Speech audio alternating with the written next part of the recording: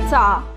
दिंडोरी तालुक्यातील वणी इथं गेल्या अनेक महिन्यांपासून वणी व परिसरात गुटख्याची तस्करी करून पोलिसांना गुंगारा देणाऱ्या संशयितांच्या वणी पोलिसांनी मुसके आवळले असून दोघांविरोधात गुन्हा दाखल करून वाहनासह 11 लाख रुपयांचा मुद्देमाल पोलिसांनी जप्त केला आहे।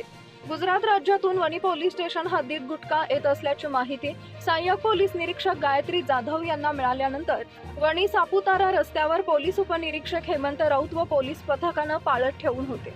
त्यावेळी अंबानेर शिवारात धनाई मातेच्या मंदिराजवळ कार क्रमांक MH 46 Z4390 आली। या वाहनाच्या काचा काळ्या केलेल्या असल्यानं यातील काही आत दिसणार नाही याची खबरदारी घेण्यात आली होती। RTOच्या नियमांचा भंग करण्यात आल्याचं पोलीस उपनिरीक्षक हेमंत राऊत यांच्या निदर्शनास आले। त्यांनी कारमधील व्यक्तींकडे चौकशी केली असता त्यांनी सुरुवातीला उडवाउडवीची उत्तरे दिली। कारची तपासणी केली असता त्यामध्ये महाराष्ट्रात प्रतिबंधित असलेला सुगंधी तंबाखू व गुटखा आढळल्यानं वाहन पोलीस ठाण्यात आणण्यात आले। त्यात एकूण 22 सफेद रंगाच्या प्लास्टिकच्या गोण्या आढळून आल्या।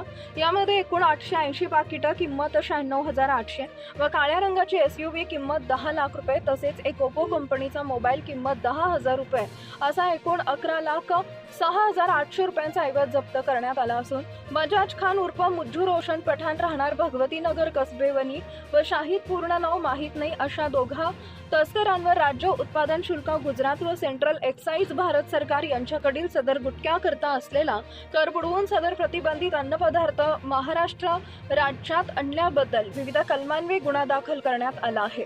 मजाज खान पठाण उर्फ मुज्जू यास अटक करण्यात आली असून शाहिदचा शोध पोलीस घेत आहेत।